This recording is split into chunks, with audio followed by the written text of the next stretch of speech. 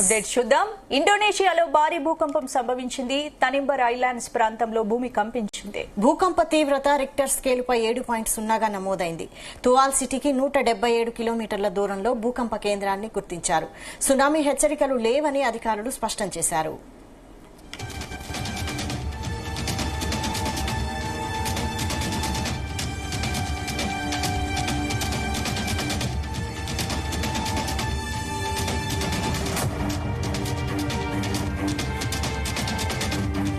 ఇండోనేషియాలో భారీ భూకంపం సంభవించింది. తనింబర్ ఐలాండ్స్ ప్రాంతంలో భూమి కంపించింది. ఇందుకు సంబంధించిన పూర్తి అప్డేట్స్ మా చీఫ్ న్యూస్ కోఆర్డినేటర్ రాధాకృష్ణ అందిస్తారు. రాధాకృష్ణ. గుడ్ ఆఫ్టర్నూన్ స్పందన. ఇండోనేషియాలో మరొకసారి భారీ భూకంపం దేశాన్ని మొత్తం కూడా కుదిపేసిందని చెప్పవచ్చు. రిక్టర్ స్కేల్ పైన 6.8 మ్యాగ్నిట్యూడ్ తో నమోదైనటువంటి ఈ భూకంప తీవ్రతతో పలు చోట్ల ఇల్లు దెబ్బతిన్నట్టుగా తెలుస్తా ఉంది.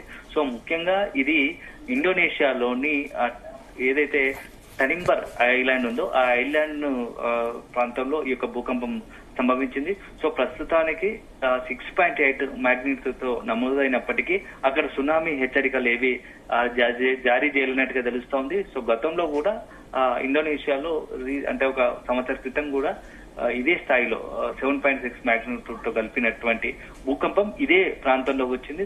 సో అప్పుడు చాలా పెద్ద ఎత్తున ఇల్లు దెబ్బతిన్నాయి. సో ఇప్పుడు మరొకసారి అదే స్థాయిలో అంటే 6.8 పెద్ద భూకంపం సంభవించడంతో అక్కడ ఉన్నటువంటి స్థానికులంతా కూడా తీవ్ర ఆందోళనకు టెన్షన్ గురయ్యారు. సో ఒక్కసారిగా చూస్తుండగానే సెకండ్ లోనే ఇల్లు మొత్తంగా కూడా ఉంటున్నటువంటి నివాస ప్రాంతాలు ఎక్కడైతే ఉన్నాయో అవన్నీ కూడా పూర్తిగా షేక్ గురై వైబ్రేట్. దీంతో పరుగులు పెడుతూ బయటకు వచ్చారు.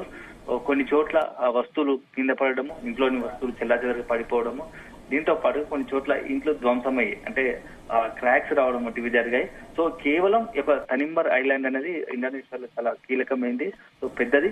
దీన్ని ఆనుకుని దీనికి అనుబంధంగానే మరొక 30 ఐలాండ్లు ఇంటూ ఉంటాయి. సో ఇది ఇండోనేషియాకి సంబంధించి ఈస్టర్న్ భాగంలో ఉంటుంది. సో మొత్తంగా కూడా ఇది మలుకు ప్రావినెన్స్ లో ఈ భూకంపం సంభవించడం వల్ల అక్కడ ఉన్నటువంటి ప్రజలు తీవ్ర ఆందోళనకు గురయ్యారు. సో ప్రస్తుతానికి సునామీ హెచ్చరికలు లేకున్న హెచ్చరికలు ఇప్పటికి కూడా జారీ చేయలేప్పటికీ అక్కడ మాత్రం ప్రజలు కాస్త ఆందోళన చెందుతున్నారు. సో ఎప్పటితో పోలిస్తే గతంతో అంటే రోజువారితో పోలిస్తే అక్కడ సముద్రంలో కాస్త అలలు పోటెత్తినట్టుగా తెలుస్తుంది. ముందు జాగ్రత్తగా అధికారులు మొత్తం కూడా వాళ్ళని అక్కడ నుంచి సురక్షిత ప్రాంతాలకు తరలించేందుకు ప్రయత్నం చేస్తున్నారు. సో ఇప్పటికీ అక్కడ పరిస్థితి కేవలం కొన్ని ఇల్లు ధ్వంసమైనట్టు తెలుస్తా ఉంది.